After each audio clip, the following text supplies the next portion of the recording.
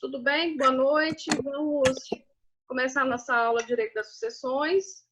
E tá dando para me ouvir? Tá tranquilo? Me ver? Tudo ok. Sim. Tudo ok? Bom, hoje nós iremos falar a respeito de um tema que é... dois temas, na realidade, né? No caso, é a petição de herança, né? E falaremos também da ordem da vocação hereditária, que a gente começou a ver ela de forma, né, apontando algumas coisas, trazendo, mas não de forma né, específica mesmo sobre a ordem da vocação hereditária. E aproveitar também para recapitular a nossa, para vocês fazerem a prova, né? E vocês sabem que vocês serão, dia 9 ao dia 16, né? Vocês terão prova. EAD. Hã? Ué, professora, não estamos sabendo, não, professor. Não, a gente não está sabendo ninguém de nada, comentou, não. Isso. Uai, gente, vocês é doido? Totalmente perdidos. Vocês são doidos? Professora. Não, Ninguém ninguém sabe. sabe nada, não, professor. Não chegou Não. nenhuma informação concreta para nós, nem oficial. Chegou, pois é, eu tô falando agora, pode botar fé na minha informação, que é oficialíssima. Com certeza. Entendeu? Então, É na plataforma. É na plataforma. Na verdade, não chegou nem informação sem ser oficial. Imagina oficial, não chegou foi nada. Sobre isso. Pois é, então assim... Professora, Oi. nós vamos fazer a Vai tentar por todos? da primeira VA, Peraí, é isso? vamos organizar isso Vamos daqui. ver então se vai dar certo. Bom, vamos organizar primeiro. Quem tem que falar tem que levantar a mão, né? Professora, nós Ah. vamos fazer as provas que ficaram faltando da primeira VA, é isso? Isso. Vocês irão fazer as provas que ficaram faltando na primeira VA. Ficaram faltando na primeira VA. Peraí, só um pouquinho. Gente, tira o microfone. Quem tá falando? Eu não... Peraí. Vou tirar os microfones aqui, que senão não ouve. Não dá para ouvir nada. Bom, acho que já... Eu saio, vou chamar o Evandro quer participar hoje. Procurando aqui, quem quer agueluda aí? Então, eu saio, então agora eu tenho que indicar o remédio do Roberto, ele tá com dor de ouvido, eles vão chamar lá na portaria. Quem que é, gente? Fala pra mãe aí que vocês estão tendo aula. O que é pé? Que meu pé? Rodrigo? Eu acho que é sua mãe.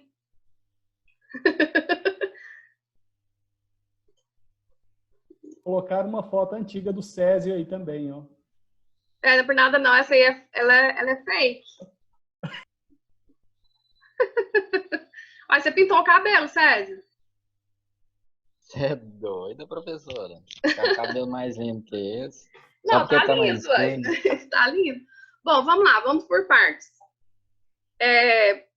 Nós iremos, então, fazer prova, né? Na semana que nós iríamos fazer a prova, na primeira VA, foi a semana que veio esse decreto de isolamento social, né? Da paralisação. Então, nós iremos fazer a nossa primeira VA, do período do dia 9 ao período do dia 16, né?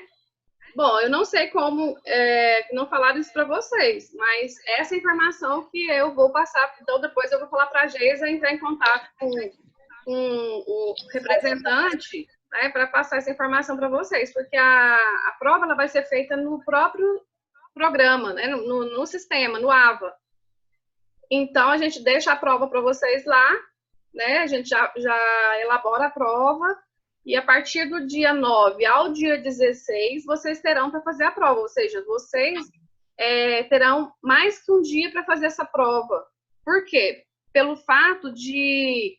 Pode ser que o sistema caia em razão do número excessivo de alunos acessando, né? Então, vocês terão oportunidade de acessar várias em outros dias também. Vocês têm, acho que, 2 tentativas. Então, assim, não de acesso, né? Mas para a prova.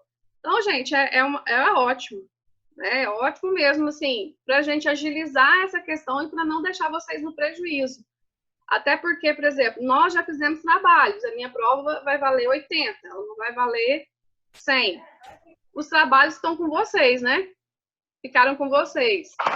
Então, como é que eu vou fazer? Esse indignidade que eu passei, então eu vou pontuar e vai valer 2 pontos.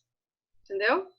Então, eu já tinha feito a prova valendo 80, e então vai ficar a prova valendo 80, e esse trabalho agora, como os outros estão com vocês, aproveito para estudar por eles, e a nossa prova vale 80 e 20 desse trabalho que eu passei para vocês da declaração de indignidade, da petição. Então, totalizando 100 pontos, né? E alguma dúvida a respeito da questão da prova? Pode falar agora. A petição ainda pode ser anexada. Não acabou o prazo ainda. Não. A gente coloca lá, o próprio sistema dá um prazo de 1 semana, na próxima aula, né? Mas, Isso, até hoje. Até hoje. Então, vocês têm que colocar, né?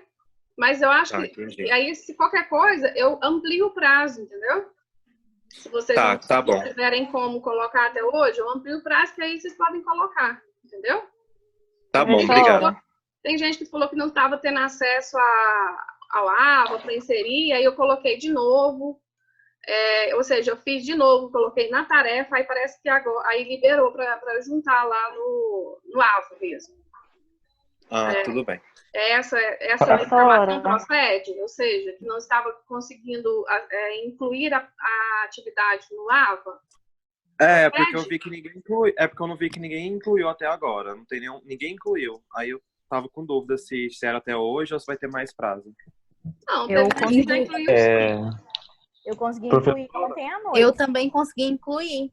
Antes mas não estava realmente, professor, antes não estava gente, não é pra mim que não tá aparecendo, que hoje eu olhei, eu não tem nenhum como incluir lá. Eu acho que é um problema entre computador e cadeira. Professora. Operador, né, não? Professora. Pois não. O Rodrigo acabou de me informar aqui também que ele não consegue inserir e aparece a mensagem erro. Quem? O Rodrigo? Rodrigo. Ele me mandou uma mensagem também. Mas certo. Ele me mandou mensagem. Mas aí, o que acontece? Vocês têm que reportar esses problemas técnicos com a professora Geisa, com o pessoal lá da faculdade, com a Cleide. Por quê? Porque professora, eu não sei como organizar essa questão. Professora, o meu agora já está funcionando, eu já consegui, a partir de quarta-feira, já começou a normalizar, eu até enviei o trabalho lá pela página mesmo. Aí, tá vendo? É porque às vezes estava tendo problema de acesso mesmo no sistema com relação à matrícula do aluno. Nada a ver com vocês e nada a ver comigo, realmente é o sistema, entendeu? Então, quando acontecer isso, reporte esse problema técnico para a Cleide, ela já caminha um e-mail lá para o pessoal da assistência técnica para que eles possam dar suporte para a gente aí nesse AVA. Porque eu não tenho como, porque o que eu fiz foi inserir novamente na tarefa, aí liberou para todo mundo. O que eu pude fazer foi isso. Entendeu? Então, com relação a esses problemas técnicos, vocês podem reportar diretamente para a professora Geisa, principalmente para a Cleide, né, que ela está lá, então você manda para ela o erro. O Rodrigo contactou comigo, mas eu não posso fazer nada por ele, porque eu não sei como fazer, né? Eu não tenho... de computador eu estou chegando agora, não estou aprendendo agora, entendeu? Você sabe o Word. O Césio tem uma pergunta? Pois não, Césio. Referente à prova, Gabriela, vai ter tempo para fazer a prova? 120 dentro minutos. lá da plataforma. Em 15 questões. 10 questões. 10 questões somente. 10 questões. Aí a gente encaminha um número X de questões, aí o sistema randomiza, né, e distribui para cada aluno. Então, ou seja, cada aluno vai ter uma prova diferente do outro, mas dentro das questões que já foram encaminhadas. Entendeu? Bom, professores, serão só objetivas as questões? Só objetivas. Ok. Nessa primeira VA, só objetivas. Oi, Gabriel. Uma vez a gente abrindo a página para fazer a prova, eu posso fechar ela para tentar fazer depois, ou uma vez aberta eu tenho que terminar ela? Isso aí eu também não sei. Eu acho que se você... Ah, não. Se você abrir, começar e não terminar, o sistema salva. Ele quer consultar no Google. Pode não. Abre as duas páginas, gente. Não, em uma pergunta idiota aqui, de consulta, né? Hã? A de consulta até Jesus Cristo, né? Até... Muito, muito... Não, porque assim, ó... Agora, se quem não tirar 100 nessa prova, juro para vocês que eu vou ficar muito grilada. Porque se não for de consulta, a gente não vai consultar, não, professor. Você pode confiar na gente. Aham. Ó, então tá, vou fazer o seguinte, na hora que você estiver fazendo a prova, a gente vai fazer A gente faz uma videoaula, videoconferência. uma videoconferência para ficar de olho em vocês. De boa, Isso aí. de boa. Até parece que tá, né, professor? gente? Abre uma aba aqui, ó, outro celular. Nossa, não, bom demais. Professora, quanto tempo tem para fazer prova? Tem algum tempo específico, assim? 2 horas. 2 horas. Ok. Bom, gente... Rapidamente, professora, por último, os colegas que não conseguirem anexar pela atividade, pelo botão atividade, podem anexar lá na parte do fórum? Só isso? Pode? Colocou, né? Já tá colocando aqui, ó. Alguém que enviou no Sim. fórum. Mas desde que chega até mim, uma não garantia. tem problema, não. Só que aí vocês me avisam para não ficar procurando. É só, olha, tá no fórum, né? Eu acho que tem uma aluna que já colocou. Mas o certo é colocar lá na tarefa, porque tem esse link, né? Tem essa possibilidade, aí fica tudo junto, vai ficar vinculado ao aluno. Isso. Né? Quem não conseguir. Mas se não né? conseguir, põe lá e a gente vê o que faz. Mas me avisa, porque aí eu já olho no fórum. Porque o fórum, ele tem como juntar... Vocês vão colocar em PDF, né? Tem como juntar em PDF? Tem, né? Só Tem. digitalizar. Tem. Beleza, então. O importante é que junte, né? Então, gente, como diz, eu tô trazendo a boa nova para vocês, então nós vamos ter nossa provinha. Boa nova, não sei, né? Se vocês estão gostando da novidade. Mas o bom é que o caminho ele tem que realmente prosseguir. A vida não pode parar, né, gente? A gente não pode ficar esperando esse decreto, a decisão, para poder a gente agilizar a vida acadêmica de vocês. Porque, por mais que a gente, às vezes, tenha que repor algumas aulas futuramente, nas férias, alguma coisa, mas, pelo menos, vocês não terão prejuízo de prova, né, conteúdo também, eu acho que não vai ter prejuízo, mas, às vezes, se precisar ter aulas posteriormente, né, isso a coordenadora pedagógica vai falar, mas pelo menos não vai ficar muitas aulas, né? Ou seja, vai sobrecarregar vocês de muitas aulas, muita atividade, muita prova. Então, para evitar esse tipo de coisa, é que a gente que a coordenação, a Univangélica, resolveu já dar providência aí para a primeira viagem. Vocês estão escutando os meus cachorros? Ah, Maria, peraí, deixa eu fechar aqui. Estamos escutando eles bem? Hã? Dá para escutar? Estamos escutando eles bem. É só dar ração, professora. Não, é porque chegou gente. Peraí, deixa eu fechar aqui a janela. Alimentando direitinho, né, pessoal? Tá. E meu cachorro não late, ele uiva, não sabe latir, sabia? Ixi. A Shih Tzu, ela não sabe latir, ela uiva. Bom, gente, vamos lá. Podemos ir para a nossa aula e alguma dúvida? Qualquer coisa, a gente depois eu falo diretamente com o Rubens e eu aviso também para vocês no WhatsApp. Nós temos um canal específico para isso, da prova que eu estou falando, né? Bom, vamos lá. Então, hoje nós iremos tratar de um tema chamado petição de herança.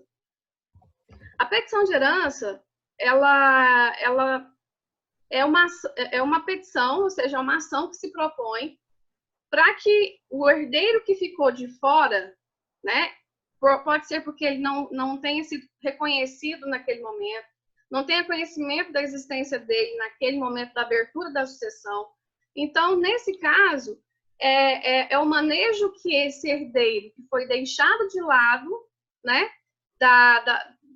do processo de inventário, ou seja, ficou de fora, para que ele possa fazer valer os seus direitos, né, hereditários. Então, é o manejo correto para que esse herdeiro que foi deixado de lado, talvez, às vezes, até o falecido, não tinha conhecimento da existência daquele indivíduo, né? Pode ser que a pessoa faleça, né, o decujus, e ele não tinha conhecimento da existência de um filho, e buscou-se através de uma ação de investigação de paternidade, constatou a paternidade, ou seja, o vínculo, e ele se torna o quê? Herdeiro. Então, essa petição de herança nada mais é do que a ação propícia para que esse herdeiro que ficou de fora do direito hereditário, ou seja, do inventário, até mesmo isso pode modificar até a questão do testamento, né? Vai modificar, inclusive, a questão do testamento, porque se o decúgio não tinha conhecimento da existência de um herdeiro e faz um testamento comprometendo mais que 50%, né? Então, essa pessoa que foi beneficiada com os 50%, ela vai ser o quê? Vai ser o polo passivo dessa ação, dessa petição de herança. Entenderam? Por exemplo, a pessoa foi beneficiada com um testamento. Só que nós sabemos que a pessoa, o decúgio, ele só pode dispor da totalidade dos seus bens a título de testamento quando ele não tem herdeiros necessários, ok? Mas se, posteriormente, a feitura desse testamento, a abertura desse testamento em juízo, descobrir que há a existência de algum herdeiro e ele entrar com essa petição de herança, isso modifica também a questão do caso do testamento, que foi as pessoas que foram beneficiadas pelo testamento. Então, essa petição de herança, ela é a ação que ela é propícia, né? Ela legitima aquela pessoa que ficou de fora, né? Ou seja, aquele herdeiro que ficou de fora por ausência de conhecimento do falecido, ou porque às vezes ele não existia naquela época, né? Porque tem a questão ali da possibilidade de herança de prole eventual, mas mesmo assim, se nascer nos 2 anos, né? Nos 2 anos posteriores ao falecimento. Então, nesse caso, é o manejo correto para trazer essa pessoa novamente, né? Para que seja questionado essa divisão que já foi realizada. Então, quem seria o polo ativo? Ou seja, quem teria legitimidade para propor essa ação? Seria o herdeiro que foi deixado de lado, né? O herdeiro que foi, entre aspas, né? Esquecido. Pode ser que ele tenha sido esquecido, ele pode ser também que ele não seja conhecido, né? Então, e o polo passivo, ele vai demandar contra quem? Contra as pessoas que foram beneficiadas com a herança, né? Ou através de sucessão legítima ou testamentária, né? Então, o polo ativo será composto pelo herdeiro que foi esquecido ou o herdeiro que foi deixado de fora. E o polo passivo vai abranger as pessoas que foram beneficiadas tanto pela sucessão legítima quanto pela sucessão testamentária. Só que existe prazo, né? Existe prazo para a propositura dessa ação. Essa ação existe um prazo prescricional previsto no Código Civil de 10 anos, que é aquele prazo geral, quando não há especificação da ação, né? No artigo 205 e 206, concede o prazo máximo do Código Civil 10 anos. Então, esse é o prazo para petição de herança, 10 anos. Após isso, após esse prazo, o entendimento é que não há mais a possibilidade de, no caso, o herdeiro esquecido, o herdeiro deixar de fora, se valer dos seus direitos sucessórios, dos seus direitos hereditários. Por quê? Porque como você ficaria como herdeiro já beneficiado na iminência de ser acionado, né, a qualquer momento, ad eterno, pela pessoa que foi esquecida ou não conhecida naquele momento da abertura da sucessão. Né? Então, para que não haja, no nosso ordenamento jurídico, esse direito ad eterno só das relações, das ações inerentes a questões pessoais, envolvendo aí direitos da personalidade, né? nesse caso, na investigação de paternidade, se tiver acumulada com essa petição de herança, né? Aí, nesse caso, a ação de investigação investigação de paternidade, ela é imprescritível. Todos nós já falamos a respeito disso nas nossas aulas. O que é prescritível, o que prescreve é o quê? É o direito de ter acesso ao dinheiro, que é o mais importante, né? Porque muitas vezes você ser reconhecido por a filiação, isso já sem o plus, que é o dinheiro, né? O patrimônio, às vezes não vai surtir o efeito almejado e buscado pela ação. Você queria falar, Gabriel? Pode falar. Doutora, esses 10 anos aí, ó, em relação, começa a contar o prazo prescricional da abertura da sucessão ou do reconhecimento de paternidade, se ainda estiver dentro desse prazo? A partir do momento que houve... Peraí, vamos olhar aqui, quer ver?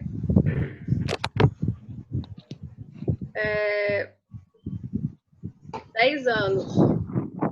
Começa a correr a partir da abertura da sucessão. Abertura. Viu? Vou pegar aqui que a gente está... Aqui, ó. Prescrição. A doutrina entende que o prazo de 10 anos, está previsto no artigo 205 do Código Civil, começa a correr a partir da abertura da sucessão. Bom, aí, por exemplo, se depender de prévio conhecimento de paternidade, aí o prazo será da data em que o direito puder ser exercido, ou seja, só depois do reconhecimento da paternidade que vai começar a contar esses 10 anos, entendeu? E ficar dependendo desse reconhecimento de paternidade. Ok? Bom, vamos lá. Eu falei, eu esqueci que eu tinha um material aqui. Vamos lá.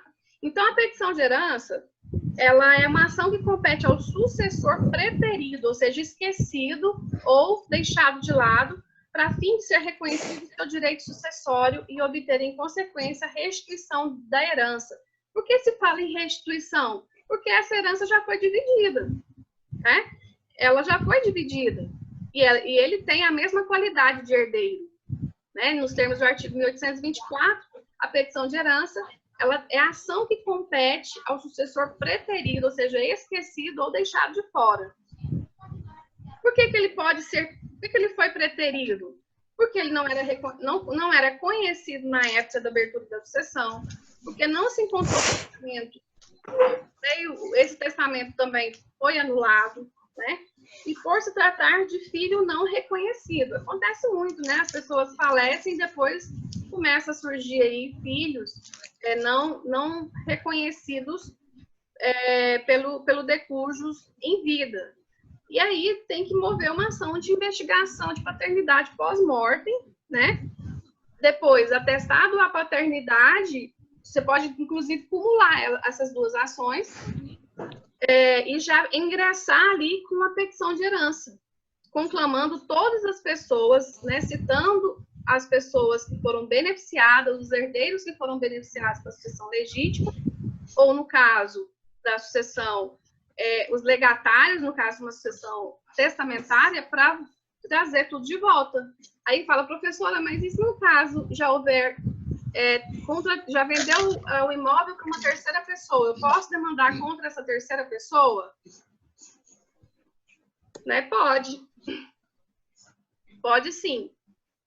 A legitimidade ativa. Cabe a ação a quem se intitula herdeiro e reivindica esse título com o objetivo de obter a restituição da herança no todo ou em parte. E a legitimidade passiva. É o possuidor dos bens hereditários com ou sem título de herdeiro.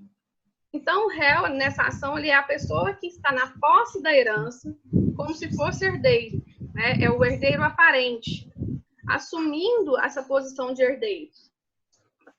Tem esse entendimento que pode haver, sim, a busca desse bem, né? Se o herdeiro beneficiado informa que ele vendeu o bem para outra pessoa, você chama essa outra pessoa para compor o polo passivo da ação, né?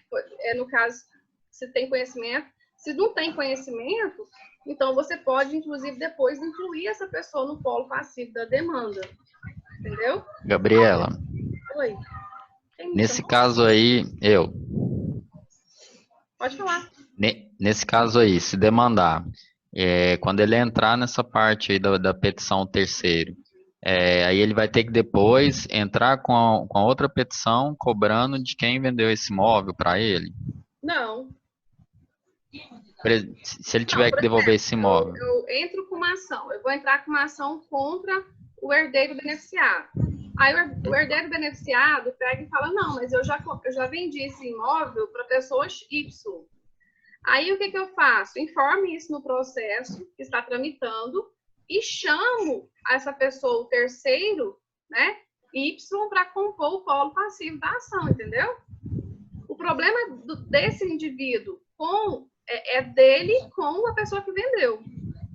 E não com você. Se o juiz der uma sentença e atingir, ele vai ter que devolver o bem. E depois ele move uma ação de regresso contra o herdeiro que foi beneficiado. Entendeu? Foi isso que eu perguntei. Isso, Talvez eu não depois soube ele entra com expressar. uma ação de regresso. Em razão do prejuízo ocasionado. Né? Então, os efeitos. No caso, se a ação for julgada procedente, ela vai gerar o reconhecimento da ineficácia da partilha. Ou seja, é complicado. E esses formais de partilhas que já foram expedidos, os bens já foram distribuídos para os herdeiros. Eles vão tornar-se inválidos em razão de uma sentença proferida. Gente, tem 10 minutinhos, então eu vou chamar vocês de novo, tá? Tem um recreio de 5 minutos e a gente volta novamente. E, então, a legitimidade, os efeitos nós estamos vendo, né? Quanto ao herdeiro aparente, tem que restituir os bens com todos os seus acessórios, ou seja, o bem acessório, ele segue o principal.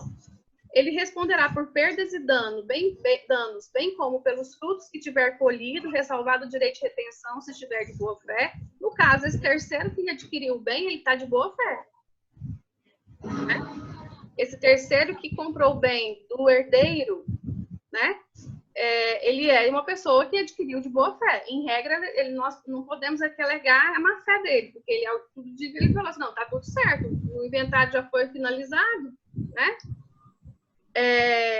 Faz ressarcimento das benfeitorias necessárias, ainda que de má fé, e ainda das úteis se tiver de boa fé.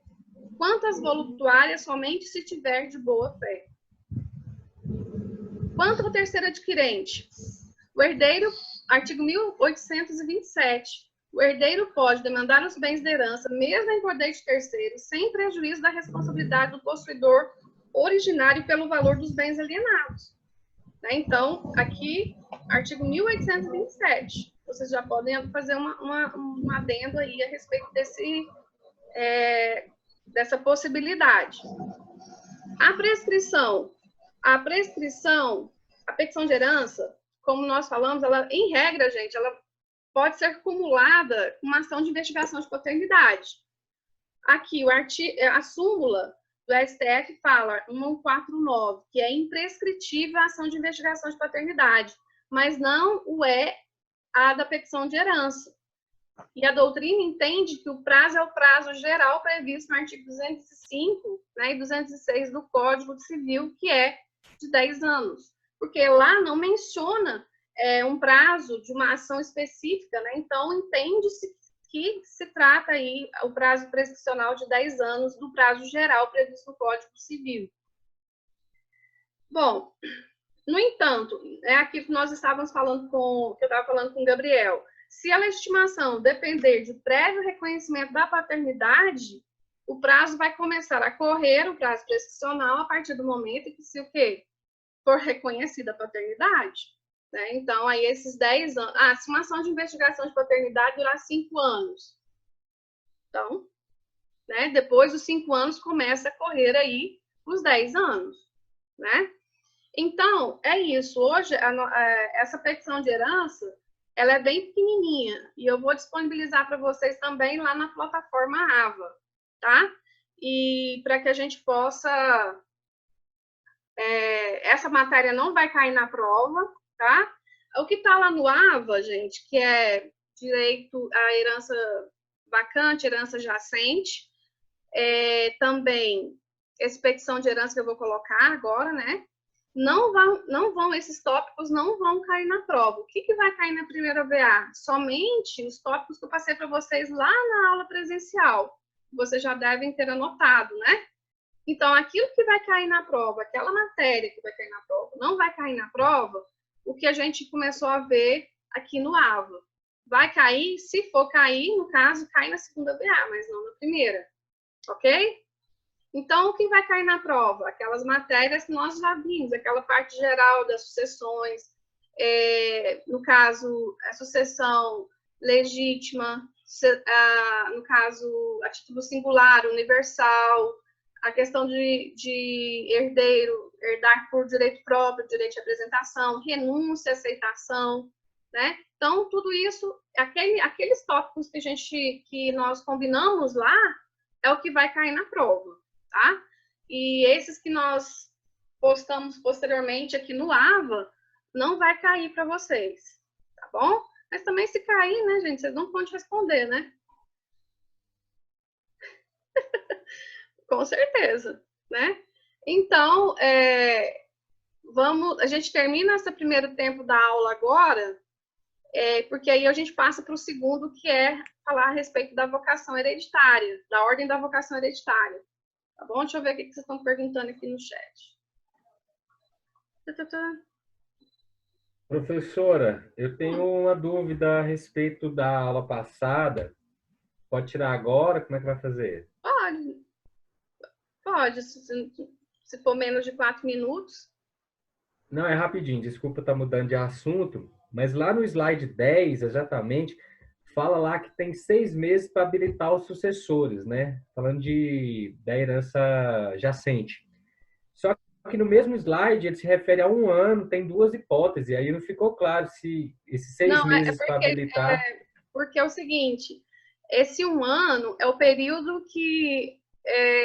porque tem que ser expedido 3 editais, com um intervalo de 30 dias de um para o outro. Então, esse 1 ano é referente à publicação dos editais, esse lapso temporal, entendeu? Beleza? Sim, então, é porque fala que tem 6 meses para habilitar, a contagem começa na primeira publicação, né? São 3 de 30 dias então cada um, mas... Então, dá o prazo de 1 ano, né? Ah, sim.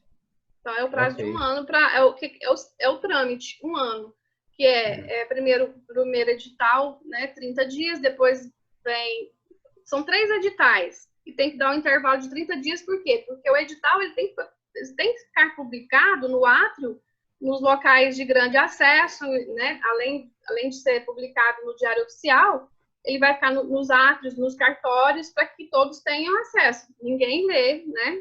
Infelizmente, é meio complicado, mas fica disponível, né? Para que as pessoas, os possíveis herdeiros, possam ter acesso a essa informação. Ok. Ok? Então, tá bom. Eu vou encerrar aqui e chamo vocês novamente, tá bom? Então, até mais. Tchau, tchau. Até agorinha. 10 minutinhos eu chamo vocês de novo.